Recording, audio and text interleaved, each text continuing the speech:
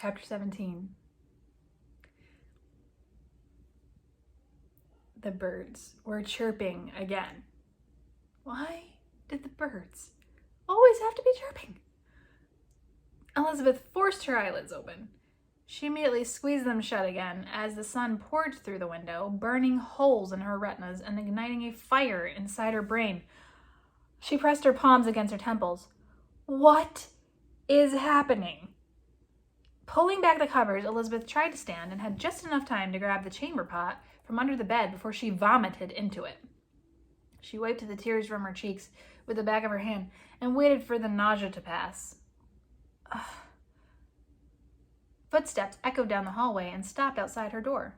"Lizzie?" a voice called. "We are invited to Rosings for tea. Will you be down shortly?"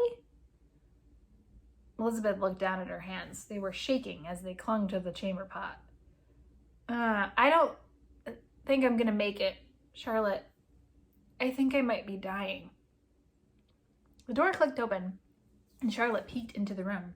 When she saw her friend's pale face glistening with sweat, she gasped. "Oh, Lizzie, I am so sorry you are still unwell. I would stay to nurse you, but Mr. Collins would not be pleased. He would not want to risk Lady Catherine's displeasure at my absence. However, if you were to ask me to stay..." "No, really, Charlotte," Elizabeth mumbled. She squinted at a sharp stab of pain at the base of her head. You go. I'll try to sleep it off. I'll tell Lady Catherine I'm sorry." And goodbye, apparently. Charlotte and the others left for Rosings, leaving Elizabeth alone in the house. She fell back into bed and threw the covers over her head to block out the light. When she awoke hours later, she was relieved to discover only a small twinge of pain behind her right eye remained. As she got out of bed and walked past the mirror, she gulped at her ghastly reflection. What in the world was happening to her? She tried to recall the events of the previous evening. The last thing Elizabeth could remember with any clarity was dinner. The rest was a complete blur. The only other time something like this happened was at her cousin's bachelorette party 5 years ago. She would like to think that this situation was different, considering she only had the 1 glass of wine at dinner and not the 7 or was it 8? Shots of tequila she polished off from the rim of her sombrero while singing off-key to Ricky Martin karaoke. The solitary characteristic the 2 instances shared was that both times she had woken up feeling like someone was shaking their bonbon on her frontal lobe. A quick sweep of the house told Elizabeth that she was still the only one in it, so she took her time getting ready for the day. After a cold sponge bath from the basin in her room, she got dressed in a pretty gown of powder blue, then braided her hair along the back of her head and curled the ends with a metal rod that she held over the fire. Cursing her burnt fingers, Elizabeth glanced at herself in the mirror. At least she cleaned up nicely. She smiled at her much more acceptable reflection. The sight of her teeth reminded Elizabeth that she had purged what was left of her dinner into the chamber pot still sitting by the bed. She cringed, thinking she should probably do something about it. She reluctantly walked closer, holding her breath to avoid the noxious fumes. Stopping halfway across the room, she ran her tongue over her teeth. First things first. She scrubbed them with chalk, then the salt block for an extra clean, swished water around to rinse it out, and smiled again into the mirror. Nothing like the taste of salt in your mouth when you've been sick. Elizabeth picked up the chamber pot and held it at arm's length as she wandered aimlessly around the room, trying to decide what to do with it. Finally, she set it down by the window. She turned the handle to open the glass and picked it back up, freezing in place as she saw Mr. Darcy walking toward the house. He looked up at the window and waved. Panic-stricken, she set the chamber pot back down on the floor. What was Mr. Darcy doing here? Had he seen her holding what was essentially a toilet in her hands? She ran down the stairs and tried to compose herself before opening the door. When she pulled it open, she found him standing on the threshold, and the half smile he gave her struck fear into her heart. He did see the chamber pot. Oh well. C'est la vie, right? Honestly, if that was the most embarrassing thing she had done in Mr. Darcy's presence, so far she was in good shape. She knew darn well she had the potential to do far worse. Mr. Darcy, what, brings you to the parsonage? I came to inquire after your health, Miss Elizabeth. Mrs. Collins informed me that you were still feeling ill this morning. You were missed at Rosings. His face turned red. Oh, it was just a headache. Elizabeth shook her head dismissively. Would you like to come in? Mr. Darcy hesitated. Perhaps only for a moment. He stepped inside and glanced around the room. Have Mr. and Mrs. Collins not yet returned? They left the drawing room quite a while ago. Elizabeth shrugged. They've been gone all morning. It occurred to her that he was probably uncomfortable that they were alone together in the house. I'm sure they'll be back any moment now. Would you like to sit? They sat in opposite chairs in the parlor. Elizabeth smiled warmly at Mr. Darcy, who seemed agitated as he gave her a wan twitch of the lips. He crossed, then uncrossed his legs and shifted his weight disconcertingly. Elizabeth exhaled. She remembered him saying something not long ago about becoming acquainted with his heart and disregarding propriety and advantage. It certainly hadn't sounded like he was talking about Caroline Vantley. She knew, as Elizabeth Bennet, a woman with little to no fortune, Mr. Darcy would be disregarding advantage to be with her, and that ambivalent look in his eyes seemed to be suggestive of wrestling with romantic feelings. She wasn't entirely sure why he would have chosen her as his love interest, but since when did anything make sense lately? Elizabeth knew she had to speak first, so he wouldn't have a chance to say anything that could only end in bitter disappointment. So, Mr. Darcy, she deflected, will you be staying at Rosings long? I will be here a month, perhaps. As you will also, I believe, he added, coloring and glancing to the window. Elizabeth followed his gaze. And will you be returning to Netherfield? She hoped she sounded casual, but could tell from the warmth her cheeks were betraying her. Mr. Darcy considered her. No, Miss Elizabeth, I do not believe anyone will be returning to Netherfield in the immediate future. Oh. Elizabeth dropped her head to her lap. Her eyes stung with repressed tears. A few moments of silence passed. Elizabeth lifted her eyes in time to see him giving her a pained look. Mr. Darcy blinked and turned away again, clearing his throat. This house is very comfortable.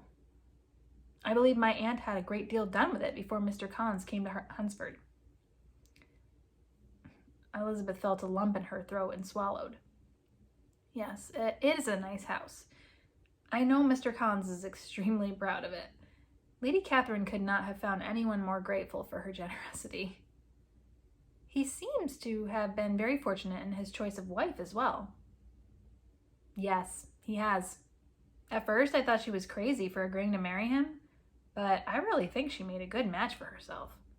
She seems genuinely happy here, and she is the only woman on earth that could have made him happy. I never would have, not in a million years. I find that difficult to believe. You are much too severe on yourself, Miss Elizabeth. Mr. Darcy's expression softened. If it is a fear of unworthiness that is keeping you from matrimony, I can tell you with certainty it is entirely unfounded. Uh-oh. Elizabeth felt her stomach tie itself in knots. Her response was thwarted by the sudden entrance of Charlotte and Maria into the room. They froze when they saw Mr. Darcy. Charlotte gave Elizabeth a look of incredulity, which she returned with a shrug, and Mr. Darcy leapt up from his chair. Mrs. Collins, I was just inquiring after Miss Elizabeth's headache. I will take my leave now. Elizabeth stood and followed him to the door. He bowed to the three of them and walked away without another word. She watched him go, then turned around to face Charlotte. Lizzie, what can this mean? Her friend cried. He must be in love with you, or he would never have called on you in this familiar way. What exactly transpired between yourself and Mr. Darcy yesterday? Elizabeth began to feel dread set in somewhere in her chest. She swallowed hard as a mental image of herself on a bar counter, shaking maracas and singing Livin' La Vida Loca swam lazily across her mind.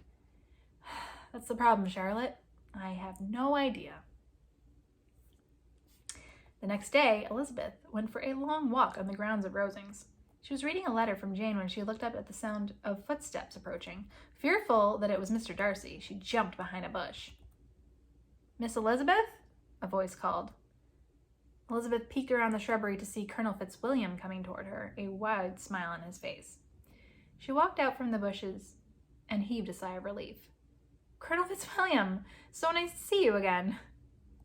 I am so glad to see you fully recovered from your illness, Miss Elizabeth. He offered her his arm. Would you accompany me on a stroll through the park? She tucked the letter in her pocket and took his arm gladly as they began to walk slowly down the dirt path toward Rosings.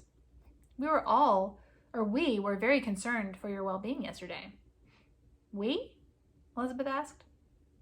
Darcy and I. Oh, right. She scrunched up her face. I feel much better. I'm not entirely sure what happened, though. My headache was so bad. Maybe you could help me remember? Colonel Fitzwilliam gave her a meaningful look. Well, you delighted our party with your unique style at the pianoforte. I played the piano? You did. It was brilliantly amusing. He glanced at her sideways. You were most amusing the entire evening, to be sure. Oh, dear God. What do you mean, Colonel Fitzwilliam? How was I acting? As if perhaps you had a little too much wine. He saw the alarmed look on her face and added, but no one else in the drawing room noticed, I assure you. It was only when Darcy and I brought you back to the parsonage that it was most distinguishable. But I only had one glass of wine at dinner, Elizabeth protested.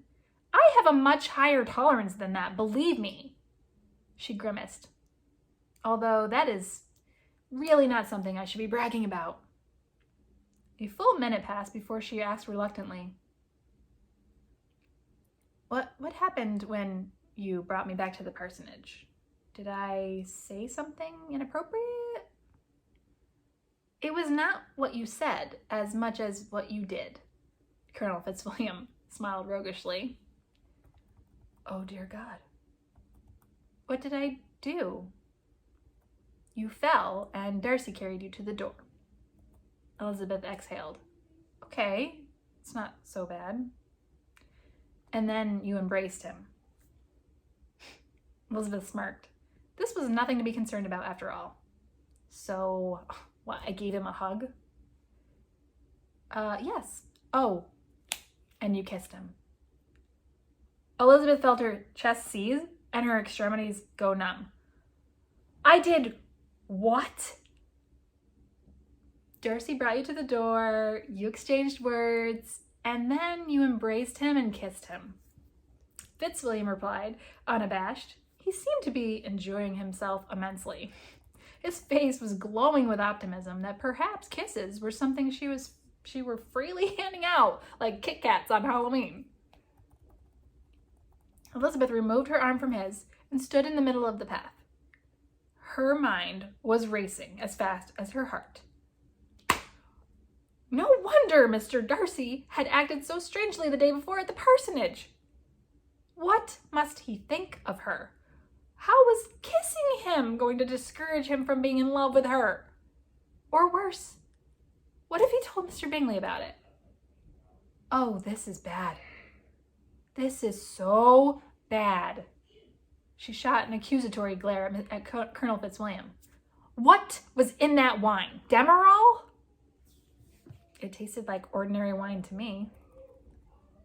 Elizabeth didn't even hear him. She was too busy pacing feverishly. It couldn't have been the wine. That much was obvious. So, what could have happened to cause her to act like she was drunk? What could have caused her to kiss Mr. Darcy? The very idea of it was so humiliating that she bent over and buried her face in her hands. Colonel Fitzwilliam watched helplessly as she groaned while her mind continued to wander through the possibilities. It must be something that was happening to her in the real world. Drugs? Maybe. Some type of medication? That must be it. But why? Oh, why did it have to happen last night? Get a grip, Elizabeth. It could have been worse. It was just a kiss after all. It probably didn't mean anything to him. He probably already forgot it even happened. Yes, she was just overreacting. Or maybe Colonel Fitzwilliam was exaggerating. It probably wasn't even a decent kiss. She probably barely even touched him. She suddenly felt so much better about the entire situation that she kind of wished she remembered it. Breathing deeply, she turned her head toward Colonel Fitzwilliam. Did I at least look like I enjoyed the kiss? He smiled provocatively and chuckled. I know for certain that he did. Oh, dear God. It became evident over the subsequent weeks Elizabeth would need to confront Mr. Darcy at some point. She made every effort to avoid situations where he would have an opportunity to speak to her alone. She made excuses not to dine at Rosings until Lady Catherine asked for her specifically to play her refreshingly unconventional music. When Mr. Darcy began paying routine visits to the parsonage, Elizabeth took to walking for hours around the grounds of the park.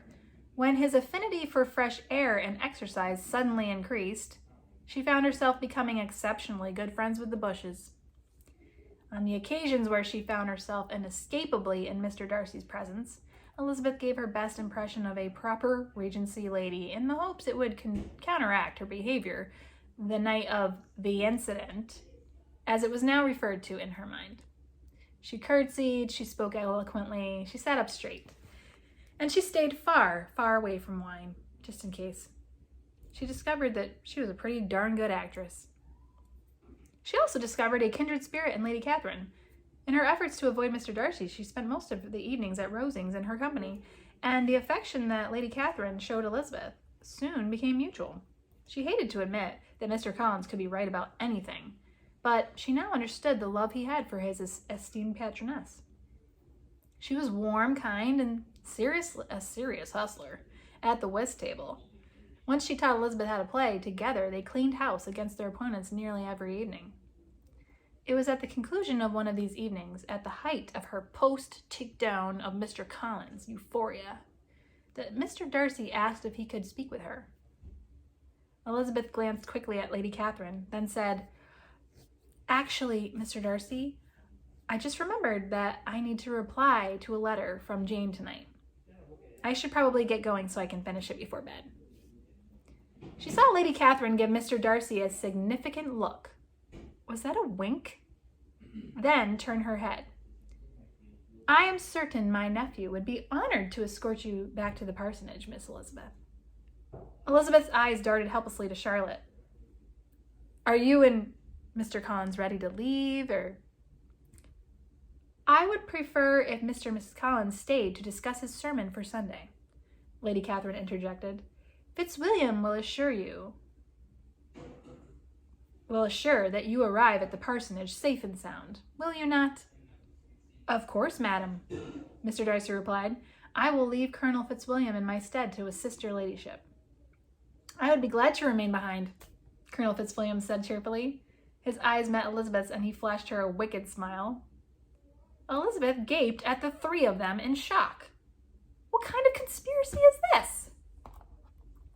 Lady Catherine winked again, this time at her.